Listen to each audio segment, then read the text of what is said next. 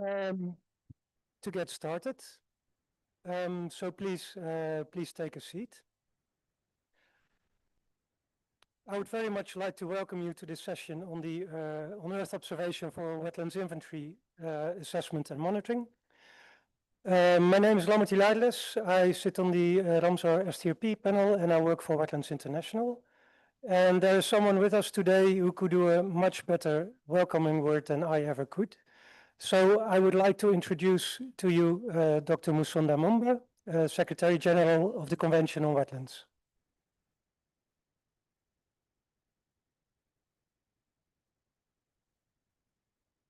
Thank you very much. Today I had to wear some heels so that I can just be a little bit taller on this podium. Good afternoon. So fantastic to see you all and to see some familiar faces in this room. And really, thank you so much for this invitation. You know, Earth observations are very close to my heart because over 24 years ago when I was doing my PhD, I had to depend on them to try and model a river system in my country just across the river in Zambia, a wetland system which is so beautiful. But as you can imagine, I had the hard copies of Landsat images, really complicated. Now, to the topic of the day, I'm really eternally grateful to so many of you in this room, and in particular Hugh, who is the chair of our STRP, and my colleagues Jirke Tamelanda, the Director of Science and Policy, and Flo Lafayette de Michroux, who's the Senior Advisor for Europe. In the convention, we do know, and you've also seen what the Global Wetland Outlook has said about the state of wetlands, the state of play. Why do we need to protect these ecosystems, the levels of degradation, the cost of degradation, and what that actually means? One of the things that is extremely evident and very clear is that over the years, we do know that wetland ecosystems are the systems that have, in many instances, the least data sets. And so the ambition and core business of our convention is to have what are called, national wetland inventories. In many of the countries, accessing some of these wetlands has been near impossible. If you keep asking the wetland managers to keep going to Lake Titicaca in the middle of the Andes, I don't think they're going there every day. But there are people, of course, who live there.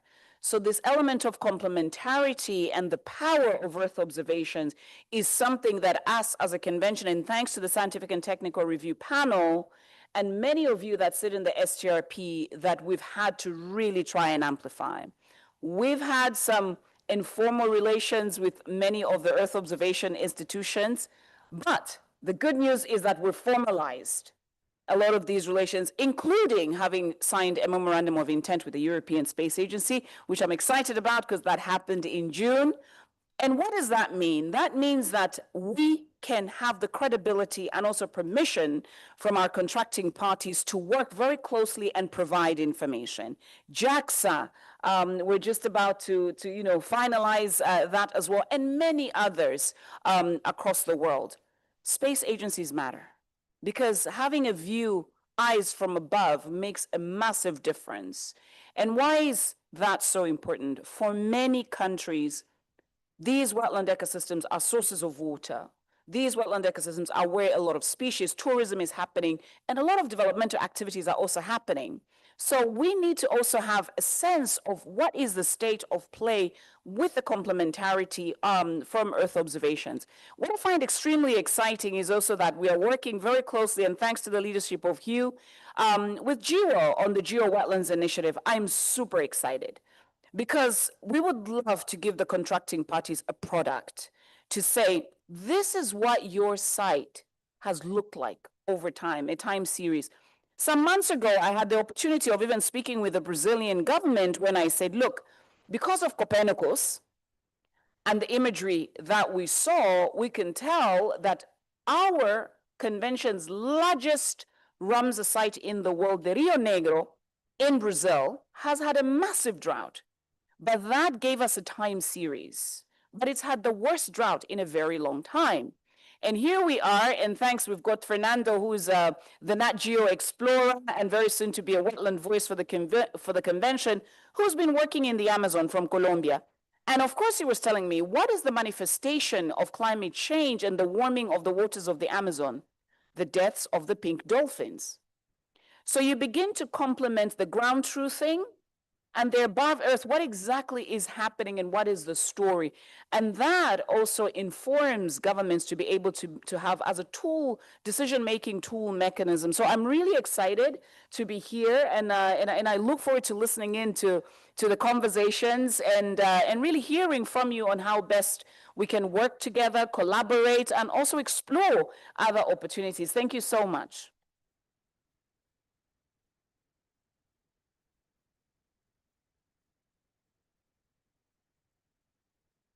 Thank you very much for those inspiring words. The way this session has been set up is we will start with a few presentations. We've tried to keep them as short as possible. If anyone runs over 5 minutes, please start complaining. It's okay. And that includes me. I'll start with a quick overview of the Geo-Wetlands Initiative that was just mentioned by Dr. Musonda Momba also. And then we have 5 short presentations on Earth observation projects, after which we will have a discussion panel, and after which there will be some time for questions and answers. And in my experience, the engagement between scientists, policymakers, end users of the product is the most important thing to drive this work forward, to reach an impact on the ground. And we hope to demonstrate some of that in this session. I'll start with a quick session on what the Geo-Wetlands Initiative is. It's a global, open, collaborative initiative that tries to build bridges between science and policy and aims to enhance the use of Earth observation data for more effective conservation and management of wetlands. The problems it tries to tackle is wetlands are particularly complex and dynamic systems, and they're really difficult to map and assess. On top of that, there's a lack of harmonization, standardization of different approaches and methods. And this leads to constraints in the ability of contracting parties to utilize Earth observation. And there's been, in our view, insufficient coordination and end user involvement in this Earth observation research. There's been a gap between academic world, end user world. And maybe one thing to illustrate is after 54 years of the Convention on Wetlands, there's still no truly global wetland inventory. And in 10 years from now, or hopefully even 5 years from now, if we do have one, that would make me a very happy man.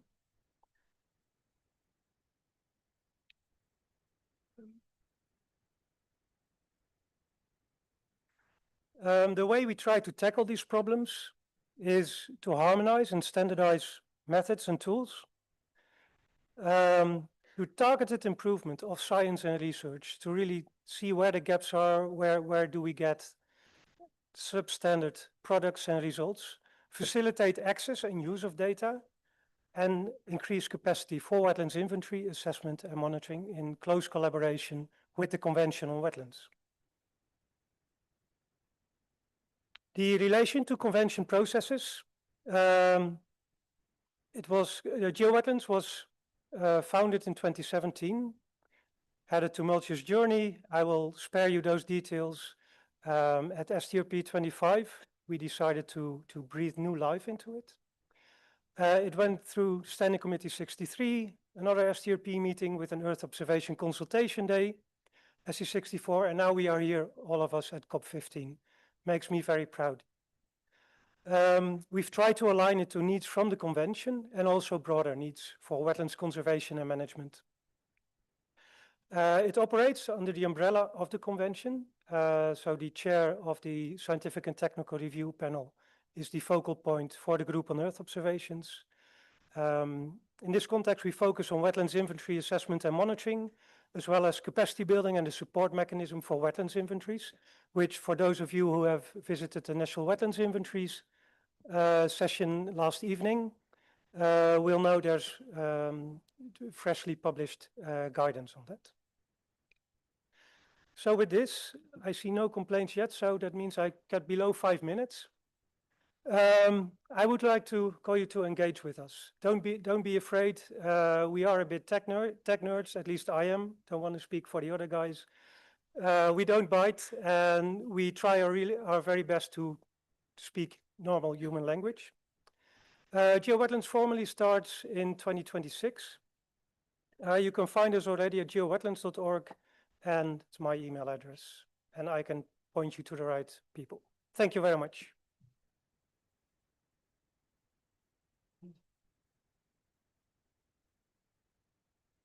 Then we start with the lightning talks, and I would like to invite my good friend Paganini, Mark Paganini, that I just forgot his name for some reason. Forward, Paganini. Yeah. Thank you, Mark. Thanks, Lambert. I think you have to allow me one more minute because everybody who knows me knows that I always talk too much. So I'm happy actually to present to the short presentations to you on behalf of the European Space Agency. And I'm very happy actually to have signed the MOI with the Ramsar Convention. What I would like to do with this presentation is to set the scene and to take you through the challenges and the opportunities that the contracting parties face when it comes to user observations for wetland inventory assessment and monitoring.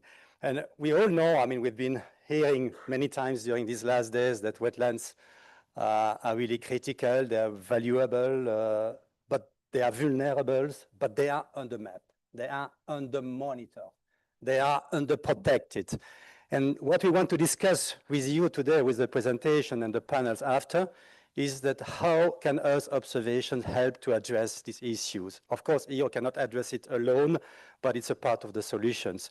So how can we help the contracting parties harnessing, let's say, the power of Earth observations on the tools and the data sets we are producing in order to meet the national priorities and obligations they have under the Ramsar, the conventions on wetland.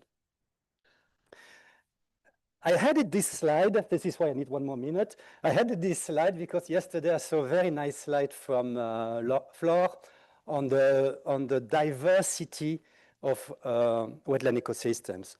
I've been at the Space Agency for more than 30 years now, and I can tell you that the wetland ecosystems are the most difficult ecosystems to map. And there's plenty of good reason for this, the main one being this diversity of wetlands. And if it took, well, it's about 50 years now that Ramsar exists and we still don't have a global wetland inventory, it's also the reason why we, the Earth observation communities, have not been able to provide you with a solution, because we didn't have the means to do it. And here I summarize a bit what are the stringent requirements that we have in order to provide the right observations. So we need to have an observation scenario that is based on multiple satellite missions. And you will see there will be some examples with optical systems and with radar systems. And we need to have both. We need to have, when it comes to use optical systems, to have the right spectral band and the time series as well in order to discriminate the wetland habitats. We need to have the high spatial resolutions also to map the small habitats and detect also the small water bodies. And we need the shorter visiting time because wetlands are extremely dynamic. They are the most dynamic ecosystems in the world. And if we don't have this small revisiting time, there is no way we can map efficiently the wetlands. So there have been commonly stated obstacles that have been that we had to address in order to allow an operational use on Earth observation. And you see some of them here, not all of them. I would pick, for example, the restrictive data access policies, the frequency of observation that was insufficient in order to track the changes, the fact that there was lack of analysis, what we call analysis-ready data, the continuity of observations, and the long-term availability of the missions. And I must say, in the recent years, the agencies, I'm not talking only about my agencies, have addressed all these challenges. And that's why I put all these boxes in green. But I still want to put the capacity building because it's really an area where we need to do a lot, and there lack a bit of standardizations on the methodologies. I like these slides because I started my career in ESA on the very top left and trying to convince Ramsar to use satellite data with 1 or 2 satellites.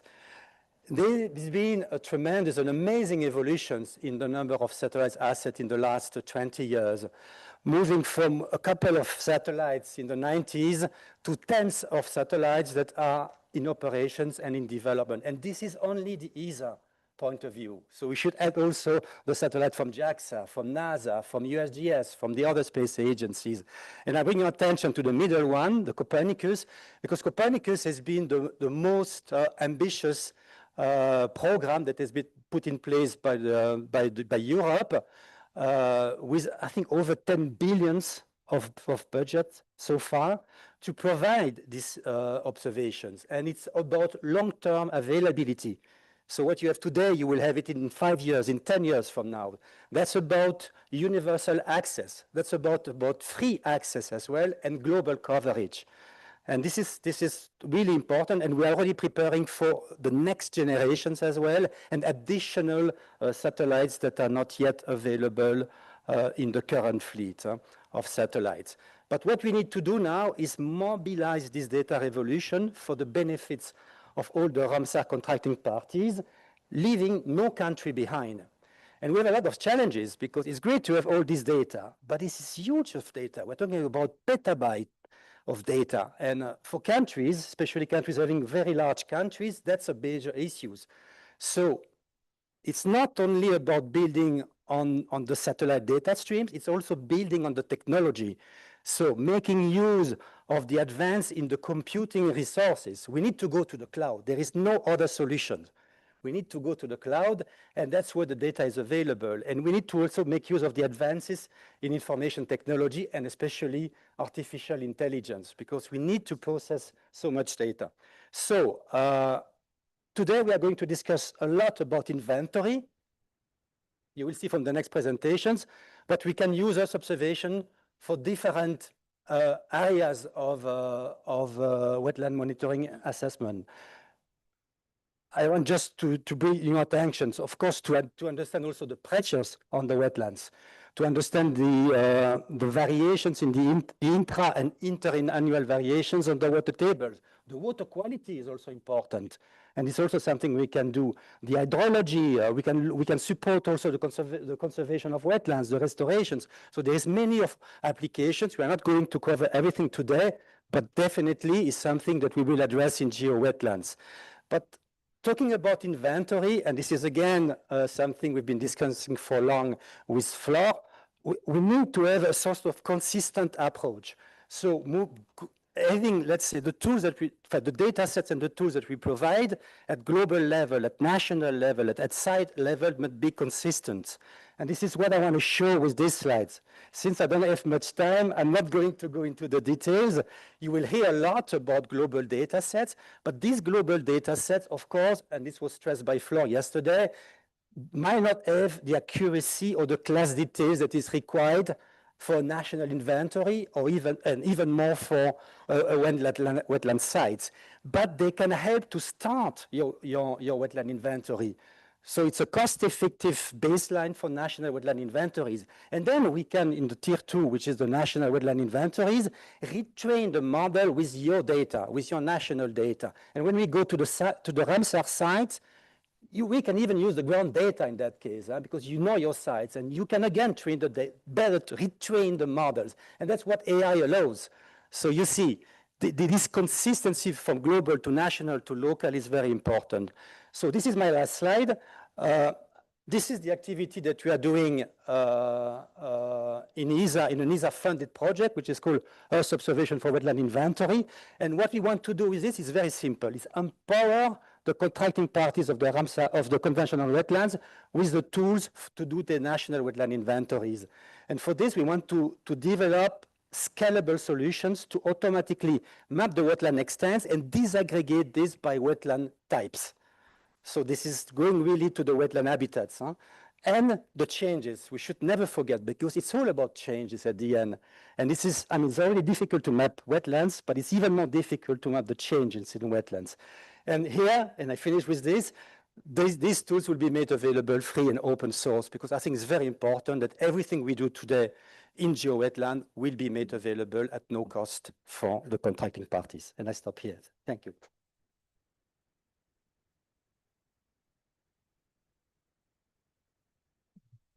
I would like to invite forward Anouray from the United Nations Environment Programme.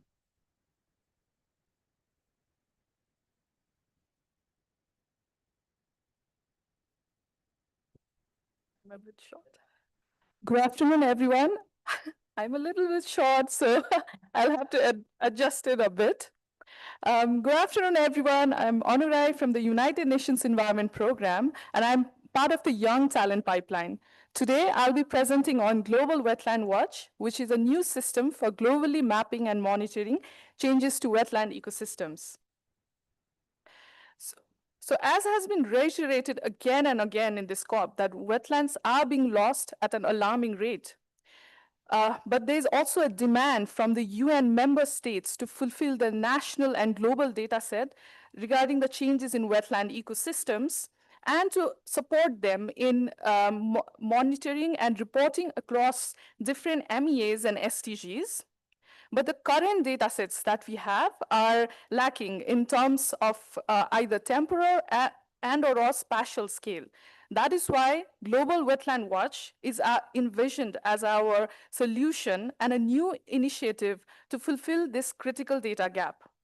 It is a partnership among UNEP, UNEP DHI, and DHI with fundings from Google, and is a step towards high-resolution global data sets. We are also partnering with a number of pilot countries to co-design the solution. The system is still in development and will be completed by the first quarter of next year. So the Global Wetland Watch uses a classification system based on the IUCN Global Ecosystem Typology. At its level 3, there are 108 different ecosystem groups, and 24 of these are related to wetlands and will be mapped using Global Wetland Watch. There are individual workflows for coastal, inland, and surface water typologies. For instance, with this system, we'll be able to see the difference between the permanent and seasonal marshes, and these will be updated yearly based on monthly inputs. So our classification method involves the use of multi-data sets, such as the use of Sentinel-1, Sentinel-2, and combined with labels, this will be modeled to give the results in the form of classification and beyond classification. So Google Earth Engine is being used for the modeling exercise, and the resolution will be 10 meter by 10 meter. So as can you see, there's an example of classification for East Africa. You can clearly see that there are swamps, permanent marshes, and seasonal marshes through the mapping exercise. And as to the beyond classification results, there will be a number of products like the surface water dynamics, intertidal frequency. So these will help us understand the surface water availability, the seasonality of surface waters, and so on. So what are the impacts of this work? So what does this all connote to? First of all, there is the interoperability with the SDG 661 datasets, for which UNEP is a co-custodian with the Convention on Wetlands. And these data will also be used for wetland-related data and indicators for GBF, for which UNEP provides technical support and hosts the CBD Secretariat. So these data and maps are now used to inform the member states and support in the ongoing wetland monitoring activities. It is no longer a static snapshot because it's updated yearly, and it's now an operational tool.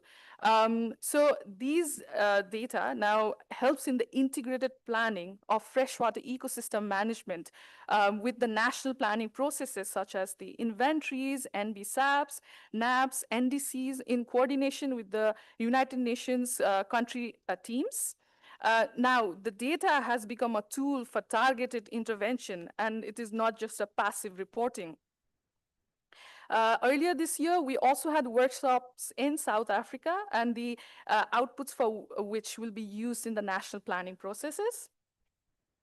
So these are our partners. As I said, we are also working with a number of pilot countries to co-create the solution. But we still welcome collaboration from other entities. So should you have any more queries or would like to extend support for coordination, please feel free to reach out to us. To conclude, wetlands and water are at the heart of our ecosystem, planet's health. And Global Wetland Watch is a step towards monitoring these vital ecosystems. Thank you so much.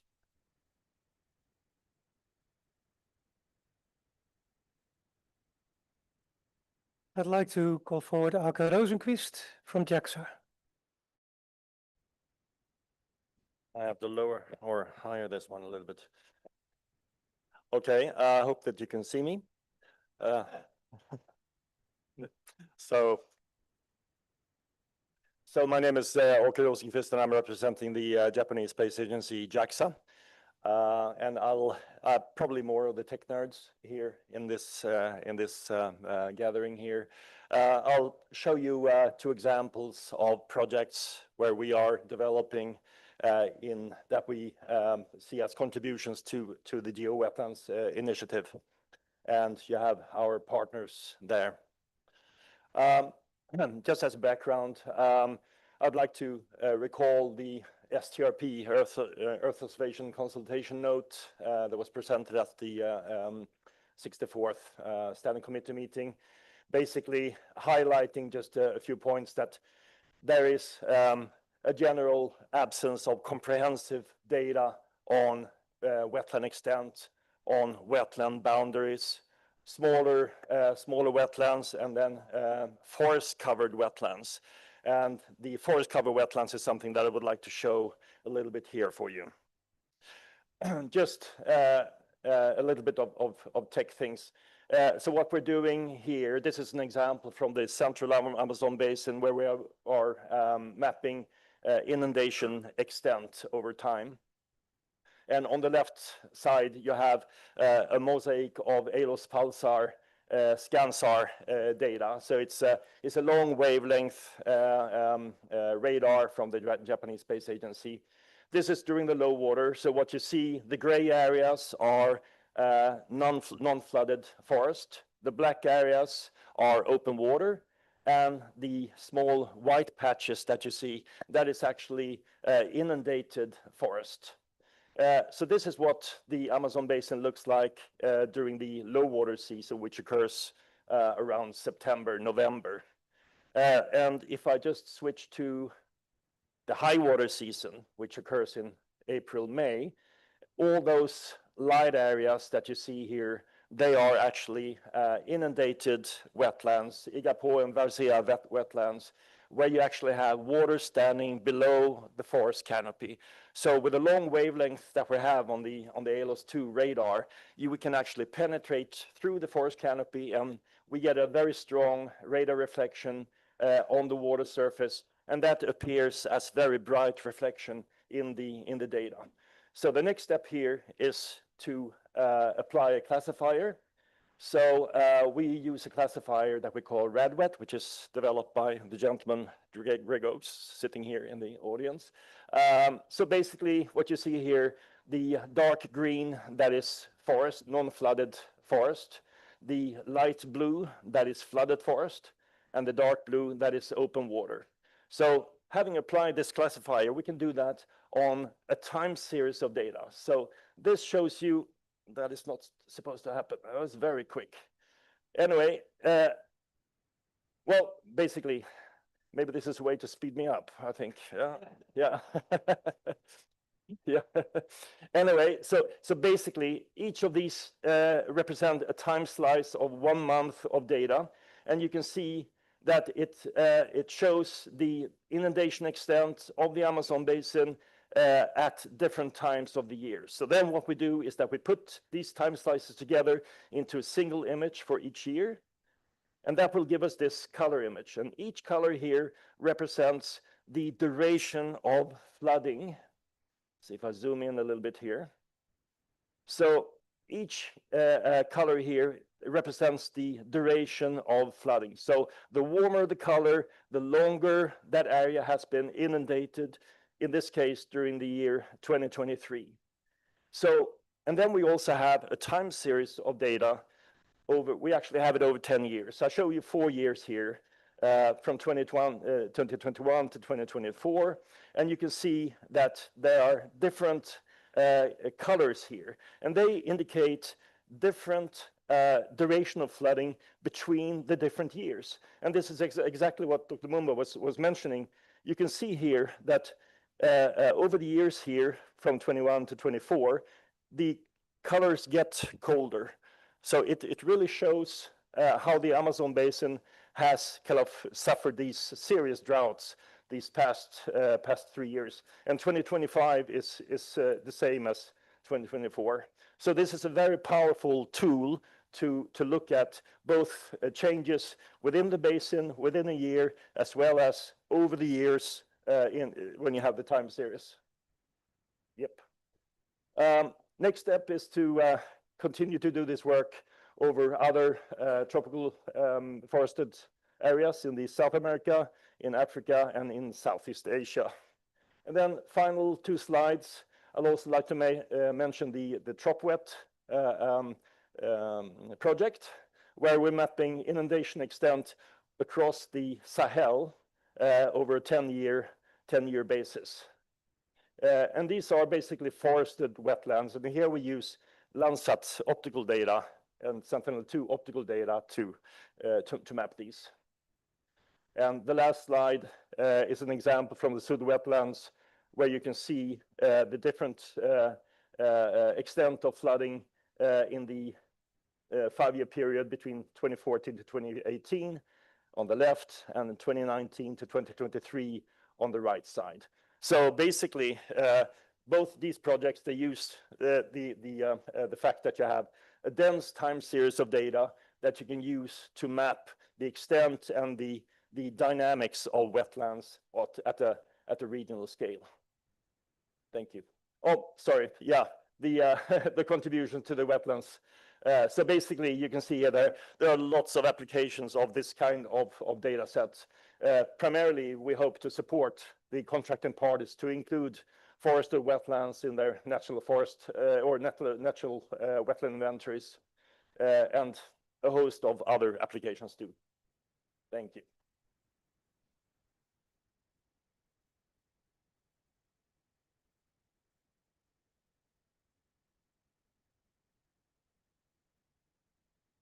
Next up, I'll be presenting briefly about the Global Mangrove Watch. Normally it would have been Pete Bunting standing here, the brains behind Global Mangrove Watch. Ake, I would say the mentor behind the Global Mangrove Watch, definitely. And I would say we are a key user really of that data. Global Mangrove Watch, its most visible product is an online portal, but it's really much more than that. It's a collaborative effort by Aberystwyth University, Solio, JAXA, the Nature Conservancy, and Wetlands International. But we really try to engage with end users on this platform. So every single data set that is produced on the Global Mangrove Watch has a use case behind it, has interviews with end users behind it. Everything is not just done because it's the latest thing we can do scientifically, it actually has a use. And in this presentation, I would just briefly touch on a few things relating to wetlands inventory, assessment, and monitoring. On wetlands inventory, of course, we can't help you with a full wetlands inventory, but we can help you with the mangroves. The maps we produce are at a global level, they're the best available product. My experience, I can certainly say that. At the national level, of course, if you do good mapping, you will have better products. But we see that these global products and national products are coming closer and closer together. And if you have nothing, as in the structured process for wetlands inventories, then at least for tier 1, this is a very good product. All the data we produce is available as open data, so you can't just look at it on a pretty portal, but you can actually download it and use it yourself in any way you want almost. on the top left here on that screen. Now for wetlands assessment, it's quite a broad concept, but I'm just going to show you two different things. Is one, you can, for example, look at biomass. There's data available on the platform relating to above ground biomass, also soil organic carbon, total carbon in the blue carbon ecosystem. Also very importantly, mangroves they're one ecosystem, but they depend on neighboring ecosystems. So the salt marshes, the seagrasses, tidal flats, it's all one big dynamic ecosystem. And if you do an assessment, a wetland assessment, that's very important to also consider. And that's why we also offer third-party data sets in the platform. So you can get a total overview of the coastal wetlands. Next up, on monitoring, this is one of our most popular layers, I should say. It's a deforestation alert products. We developed this because we noticed that in existing alert products such as Global Forest Watch, GLAD alerts, RED alerts, they have problems in the coastal zone because the water signal interferes with the vegetation signal, and that leads to quite a lot of omission in that area. So our product only works on mangroves. So for other forests, please use the appropriate products. But for mangroves, the Global Mangrove Watch laws alerts are very good. This is one area. This is actually the mouth of the Zambezi River. The Zambezi Delta is a Ramsar site also. And around 2 years ago, we started detecting large numbers of alerts due to processes going on at the coast. And apparently due to human intervention, one of the estuaries was shut off, leading to a change in salinity further inland. If you look at high resolution satellite imagery, so we do this together with Planet.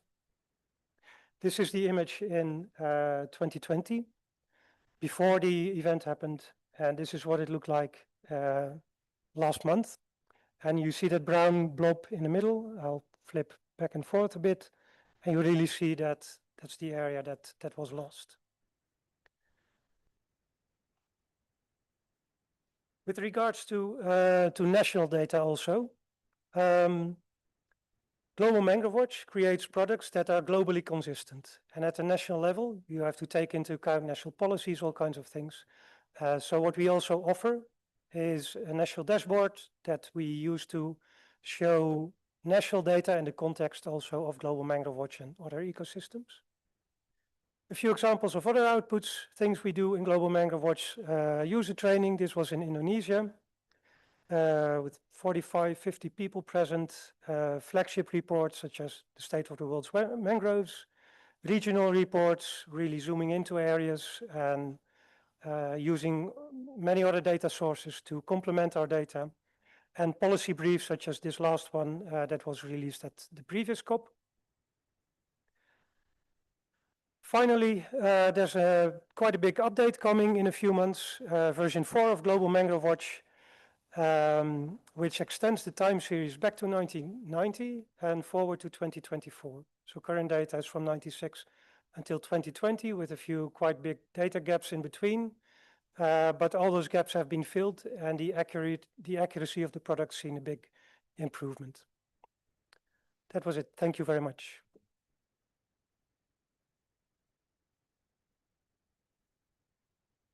Next up, I would like to invite Mpo Sadiki from Digital Earth Africa.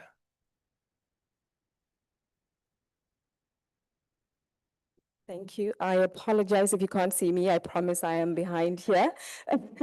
Good afternoon, everyone. My name is Mpo Sadiki, and I come to you from Digital Earth Africa. So I'll be bringing to you an African perspective to wetland mapping and monitoring.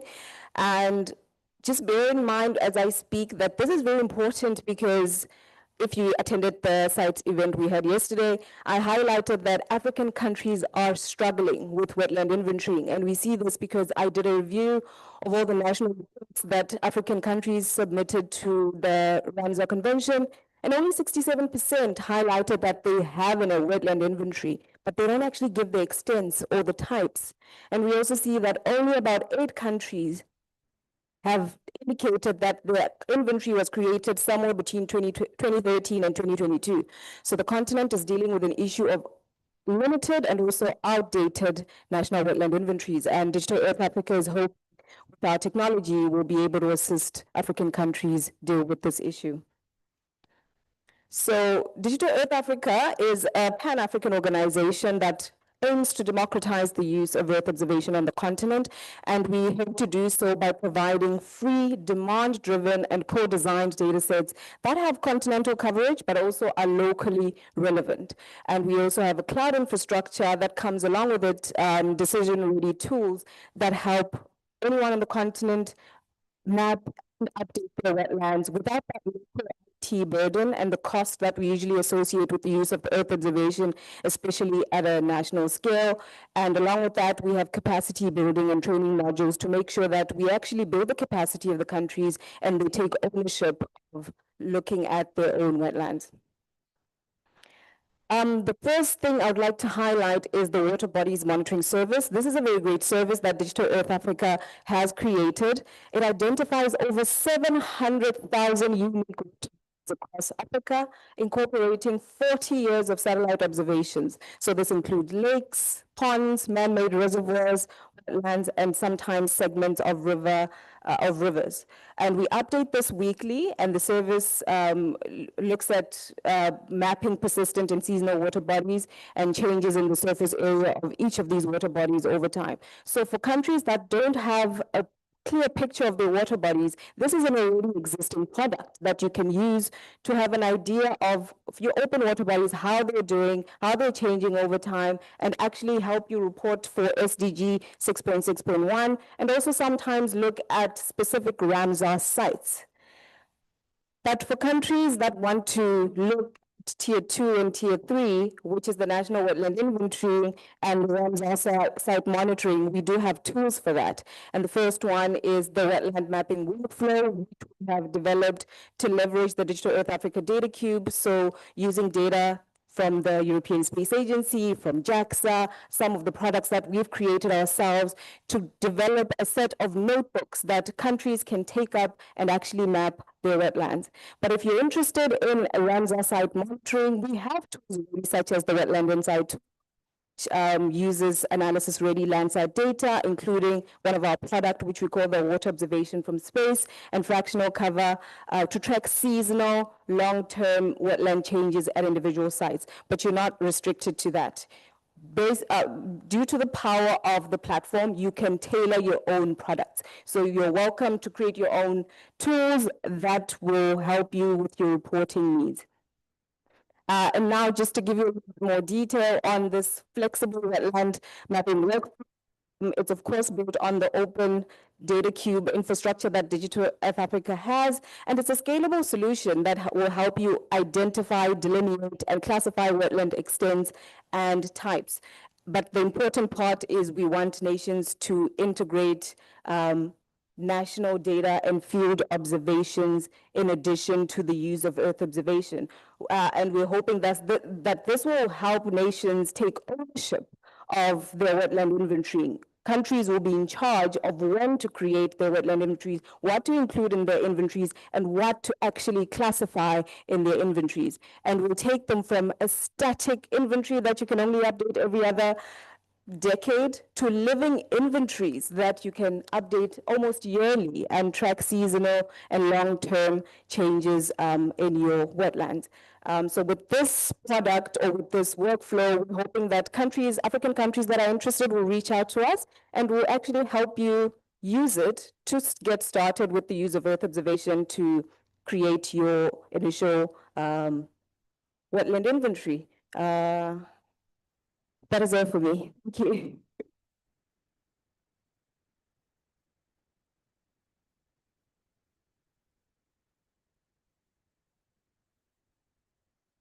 Before we move on, we have a few words from the Secretary General.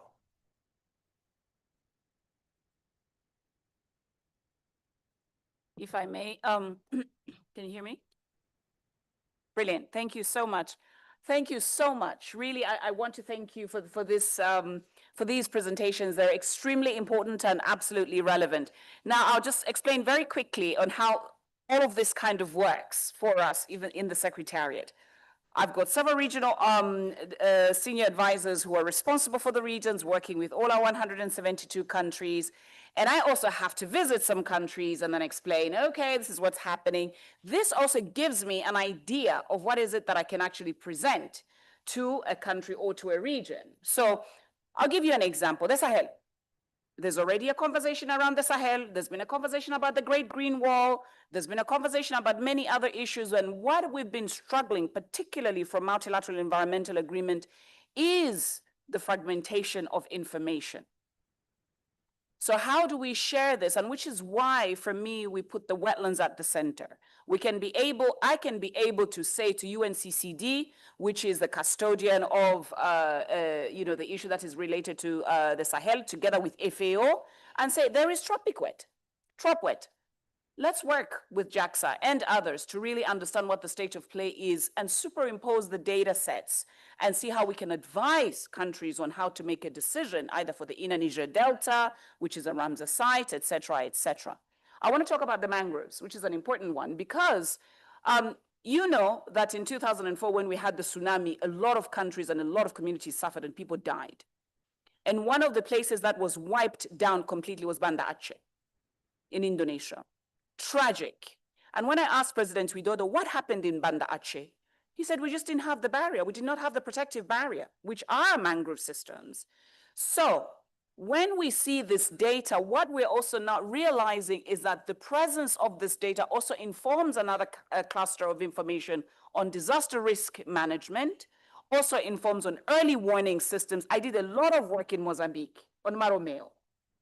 Beautiful site, beautiful space. But that is one of the places where, when I watched in 2001, a woman in a tree, pregnant, flooded, trying to figure out to go down and die or give birth in a tree. Colleagues, the state of wetlands sometimes is a matter of life and death. So the information that is shared to countries matters. Because what we do not realize, the beginning of the Zambezi, the changes in the headwaters of Zambezi, the best connection of source to sea is this area where we are today. Because there are several dams along. There's a big one called the Kariba, then there's the Kahorabasa, and then the flooding dynamics change downstream. And then when these flooding dynamics, they amplify some of the disasters, but also the fluvial dynamics. So I also want to close by saying to UNEP, my former institutions, I spent 13 years there. Thank you so much on the Global Wetland Watch, which is absolutely important. Just a piece of advice and really suggestion. In the narrative of the Global Watch, it's important that the Convention on Wetland is mentioned, because this convention is the oldest and most experienced multilateral environmental agreement dedicated to wetlands. And if countries are going to reference and see what the Global Wetland Watch is doing, they need to know that they are consulted, because in many instances, it's their data. Yeah, and we do have a memorandum of understanding with UNEP. I'm excited. You have a lot of work to do, but all the best. And really, thank you so much. Really, thank you for convening this. Appreciate it.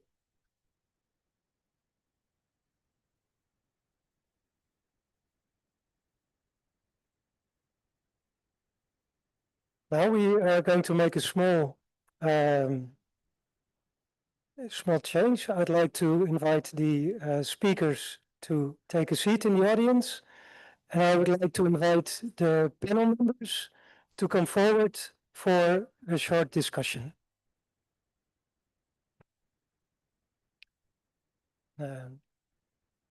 Oscar.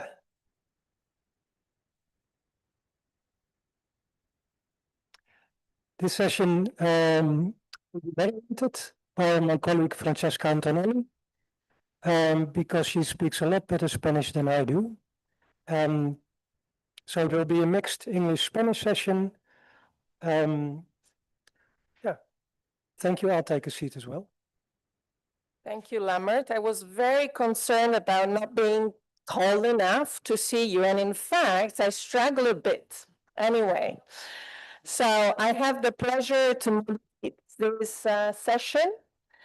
It will be a bilingual session. We don't have the simultaneous translation, unfortunately, so we'll have to navigate this complexity, but we will make it.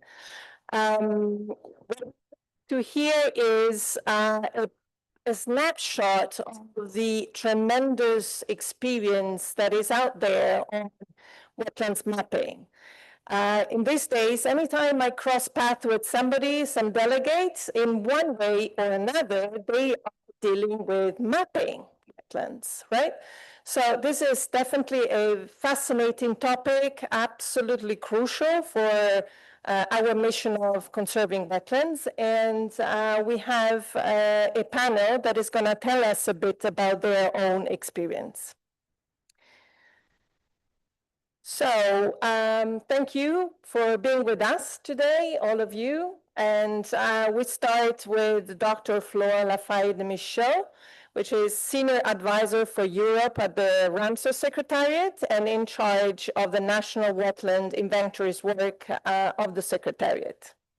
Flor, this last triennium, you have led efforts on the National Wetland Inventory Support Mechanism to contracting parties, and including the preparation of a guidance document for implementing a structured process for national wetland inventories. Could you share a bit more on these latest developments and what are the key takeaways for contracting parties, please? Thank you very much, Francesca, and good afternoon to all. I'm delighted to represent here the Secretariat of the Convention on Wetlands. So quickly, yesterday we presented this National Wetland Inventory Support Mechanism to contracting parties.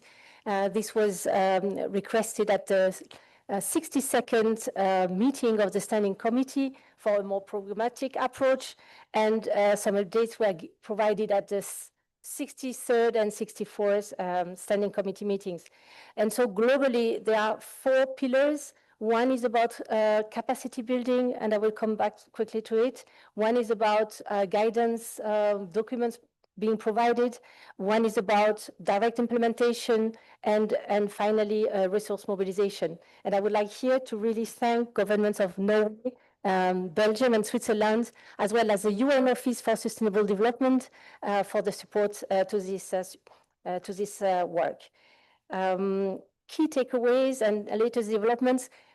Just recently, the training course that had been provided on site to 30 contracting parties in the 3 languages of the convention, so French, Spanish, and English, is now available on the InfoMIA platform. So it's an online platform and is dedicated as a MOOC for access to every party who would like to get through this 3-year program, so 3 modules online, to first get introduced to natural wetland inventories, then introduced to Earth observation tools, and also in the end, the 3rd module is about updating natural wetland inventories.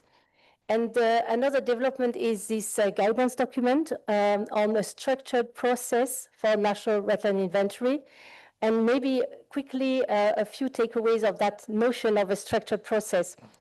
First, contracting parties are invited really to consider national inventory not as a product, but as a process that has key main elements. One is, of course, robust scientific and technical elements, but of course, an element of institutional strengthening of the administrations and partners.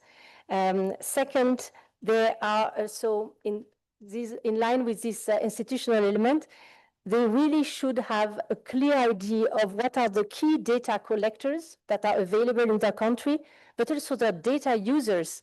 National wetland inventories should be produced for a purpose, and data users must be identified from the start. And then data enablers, and typically all the Earth observation and experts and space agencies we heard before are exactly these data enablers. And finally, it should be a gradual process. we should accept to enter in a process that will be long, perhaps, if we want to reach a very detailed level of accuracy, but that should start somewhere. And here, global data with Earth observation products could be very useful for this first tier of national wetland inventory, and accept to get to a gradual level of complexity in these elements.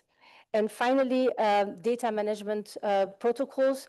There will be another guidance document available at fall 2024 that will specifically address these issues of how to define clear and robust standards, data management standards for national wetland inventories data.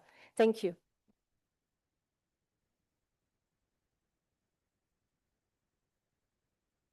Thank you, Flora. This is very reassuring that there is so much work done also from the Secretariat to support countries in this tough task, I have to say.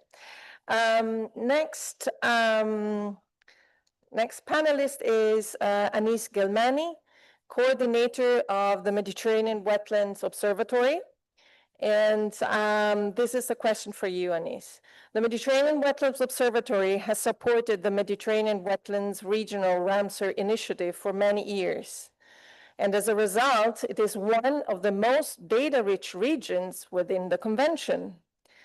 Which lessons have you learned that you think would be most valuable to share with other contracting parties or regional initiatives? Thank you, Francesca, and good afternoon, everyone. Yes, for the Mediterranean Wetlands Observatory, we have been working and collecting and producing data for many years now, since the launch of this tool within the framework of the MedWet Regional Ramsar Regional Initiative. And the Mediterranean Wetlands Observatory is not only working on collecting and producing the data, but also on supporting the implementation of the Ramsar Convention in the Mediterranean region. And with that, we need also to have a support of the countries. And from our perspective, one of the main lessons learned that we have in terms of integrating Earth observation data for wetlands monitoring, wetlands inventorying, and wetlands assessment is that we need to build a good relationship and a long-term relationship with the countries. Means that, of course, we need to invest on the technology. Of course, we need also to invest a lot of effort on capacity building, but we need also to think about the follow-up. So the capacity building that we are developing, the capacity building programs that we are developing with the countries, if we do it only one shot and we just give all the techniques, the approaches, the technology to a group of participants, maybe these participants will change in the time. Maybe the institutions also will, in charge of this inventories, maybe they will also change in the country. So this is not very sufficient or very useful in terms of developing the knowledge and the data on wetlands. So one of the most successful experience we had is where we were working with the country for several years by developing a program on capacity building, but also on supporting the integration of Earth observation data in wetlands monitoring and assessment. And these countries now they have developed their own capacities, and they are even now supporting the implementation of the Ramsar Convention and the wetland mapping and inventory with other countries. So they are also helping us in the developing the capacities of other countries. So I would say a long-term support is key when we want to really integrate or better integrate the Earth observation data as routine tools and approaches for wetlands monitoring, inventorying, and assessment. Thanks. Thanks, Anis, for sharing your wisdom about how to make sustainable these efforts. I think this is a crucial challenge, and your experience is very valuable. So thank you so much. The next panelist that we have is Oscar Hernán Manrique Betancourt. and from the Ministry of the Environment and Sustainable Development of Colombia. So I'm going to ask the question in Spanish, but you have it there. So in order to be quicker, I'm not going to repeat it in English.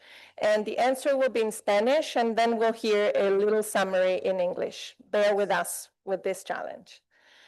Entonces, entiendo que Colombia ha aprobado recientemente una nueva ley de humedales que exige la actualización de Inventario Nacional de Humedales. ¿Podría compartir tu opinión sobre las posibles contribuciones de proyectos de observación de la tierra como los que se acaban de presentar? Buenas tardes para todos. Good afternoon. Supremamente interesante las presentaciones que acaban de realizar. Primero porque nosotros como país nos tardamos 10 años, 10 years, para poder identificar el comportamiento del agua, es decir, los pulsos de inundación. ¿Qué significa esto? Que en nuestro país los humedales son bienes de uso público. Por tal razón, no tienen que tener esa calidad de negociar la tierra o de propiedad privada. Eso indica que no todos los humedales pueden ser tomados como bienes de uso público si los tomamos en la máxima extensión. Como país nos tocó hacer, y por eso digo que interesante las presentaciones, es identificar ese comportamiento cuando está en aguas bajas y cuando está en aguas altas, para generar una gestión diferenciada. Y eso nos implica también llevarlo a la norma. ¿Qué hacemos nosotros? Lo primero que establecimos es una condición particular a quienes están en el territorio o en la región que tomen la información, la suban para poder hacer un análisis del orden nacional. Como es tan difícil hacerlo, precisamente por eso es importante tener los procesos metodológicos para poder aterrizar y unificar la información que nos permita a escala nacional hacer el análisis, si no es imposible. En ese sentido, se continuó el trabajo porque la información que nos tardó 10 años está en escala 1/100,000, que es una escala indicativa. ¿Qué tenemos que hacer? Bajar la escala.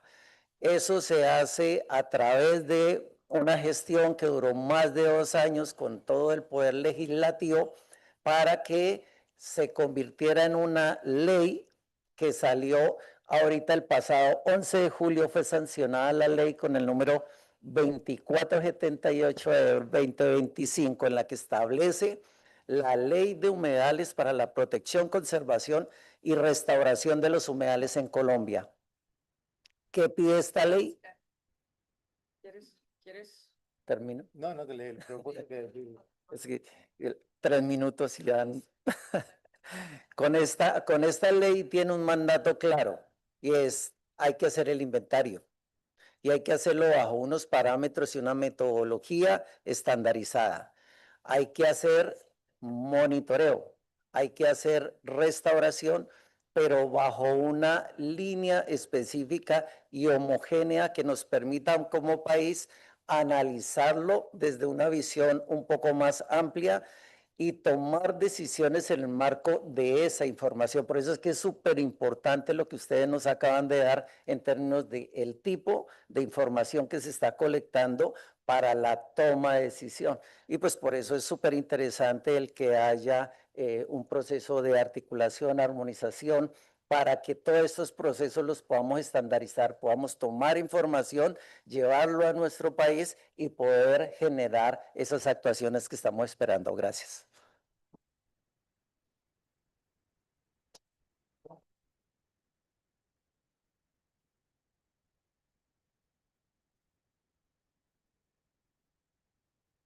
Good afternoon, everyone. I'm not an official interpreter. I'm just a very passionate person about this topic, but more than anything, I'm passionate about allowing the voice of my region also be represented in international forums. I think it's very important to, even though I'm not an official translator, I'll do my best and share what Oscar brought us an answer to the question.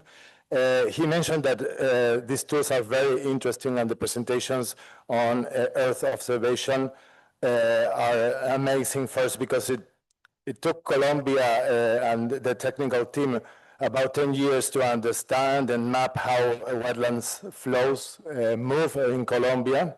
Wetlands are a public good in Colombia considered by law, and because of that, this of their dynamic, it is needed to make a differentiated management and understand how wetlands behave. So it's important to use this information to understand wetlands at different scales. And Oscar was sharing that at the moment, Colombia has been able to map or inventorize wetlands at a scale 1 in 100,000, and that is a very large indicative scale, very general. But very recently this year, under law 2478 of this year, wetlands have been protected by national law. And this law creates the obligation to advance on the next levels, on more specific scales. And so he believes these informations, these tools on Earth observation can really make a difference in terms of making that progress, but also in terms of harmonizing methodologies among different countries, even at the region. So he thinks this will really support the next step Colombia has to face under this new law.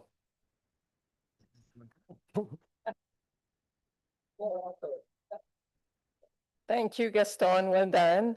Y muchísimas gracias, Oscar. Espero que ahora tienes una inspiración en más para solucionar los problemas que tenéis en Colombia y nuevos contactos e ideas. Venga, último, the last panelist is Professor Yara Schaffer-Novelli. From the University of Sao Paulo, Associate Expert Wetlands International. So, teniendo en cuenta la reciente publicación del Inventario Nacional de Humedales de Brasil, ¿podría compartir algunas reflexiones sobre la complementariedad entre los datos de campo y las herramientas de observación de la tierra, por favor? Yes, good afternoon, dear wetlanders, my colleagues.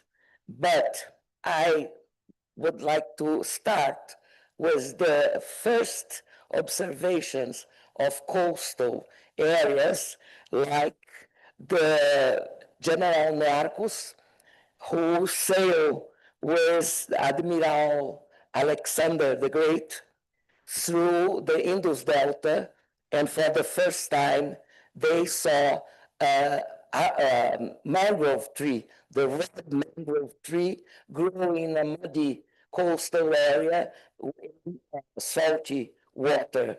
This was in 325 before Christ.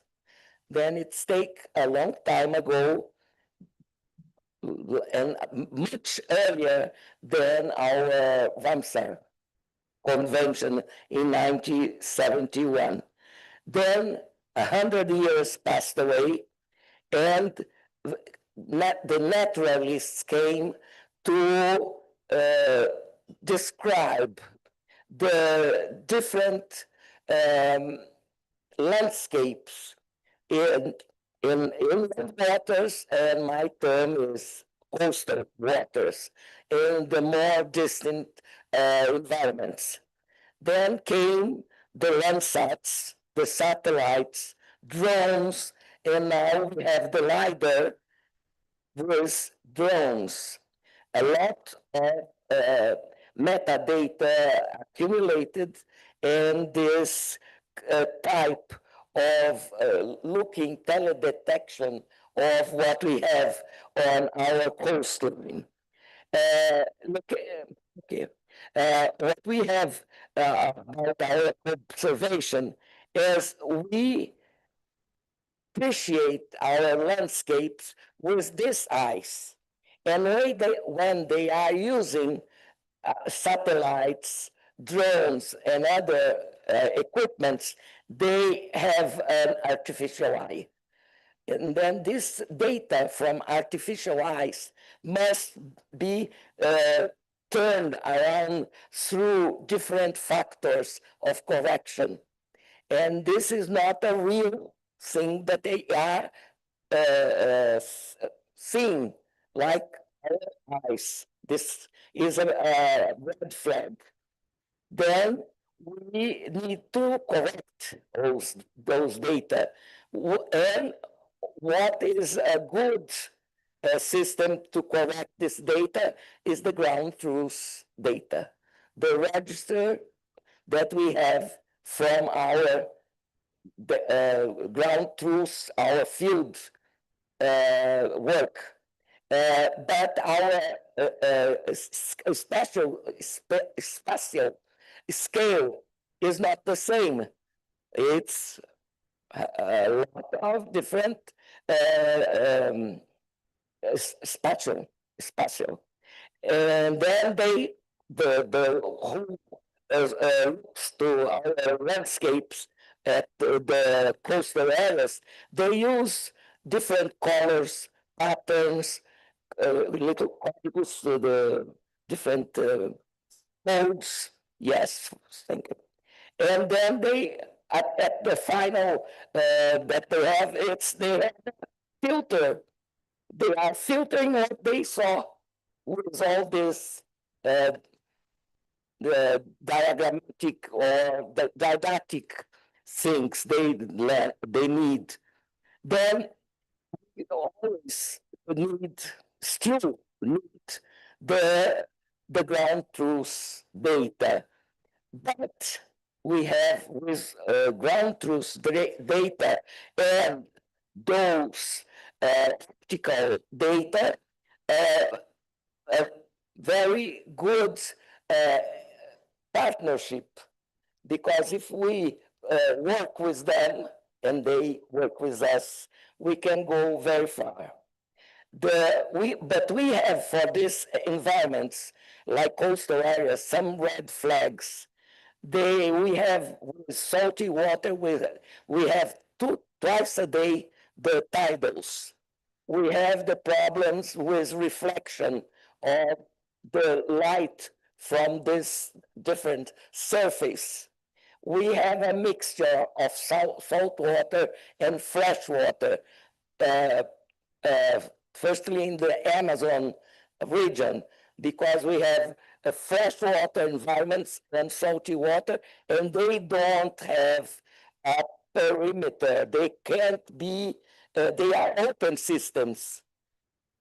And one of our first speakers, he said that wetlands are very difficult to describe their functions and processes. Yes, they are. I can tell you. They are. Then what we are have for the Brazilian now, our ultimate data, and is the expertise carried on by Dr. Wolfgang Jung from the Max Planck Institute. And he was us with 95 researchers developed hierarchical classification of wetlands, Brazilian wetlands inside, inland, and for coastal areas. And this is our book, beautiful book, the inventory of the Brazilian wetlands, published in 2024. Yes, 2024. And they use a system, hierarchical system, that they go through the different functions and processes that explain how these different wetlands are being formed and their dynamics. I hope I could explain. Thank you so much.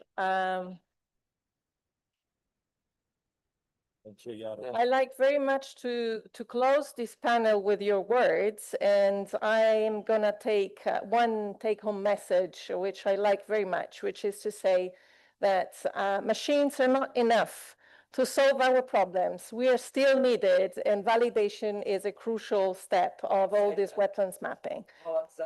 Thank you very much.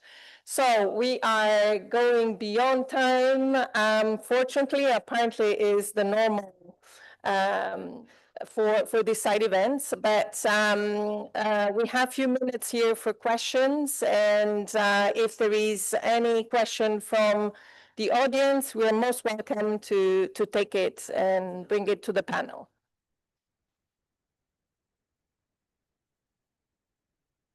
What I would propose is we do the closing remarks first, and then we stay here to answer your questions for anyone who might have questions. Otherwise, some people's schedules are going to be too tight. So I'd like to invite forward Dr. Hugh Robertson, Chair of the Scientific and Technical Review Panel from this last triennium.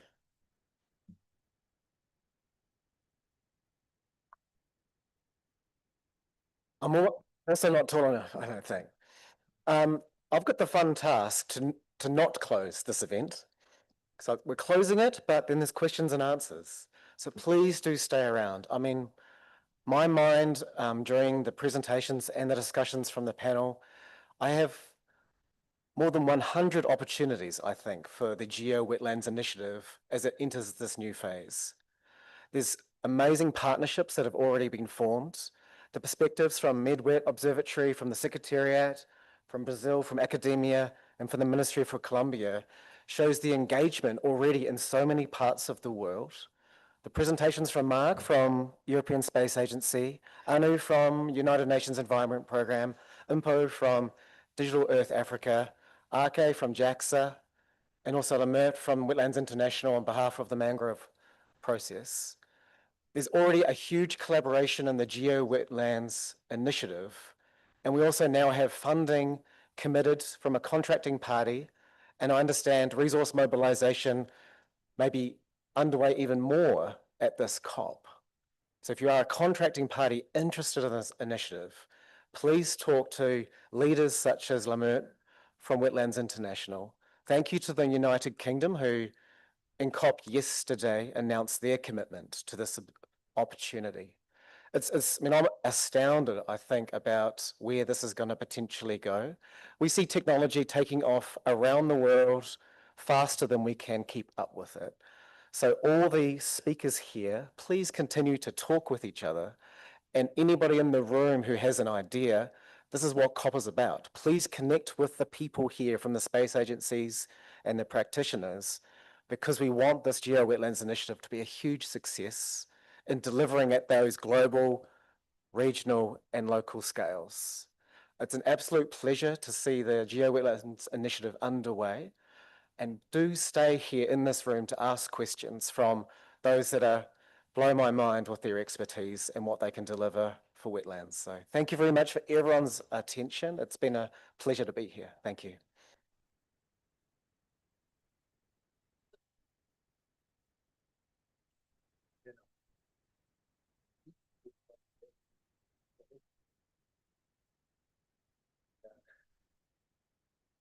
To go back to the previous session, please do feel free to leave. I understand many of you have busy schedules. We are here for any questions you may have.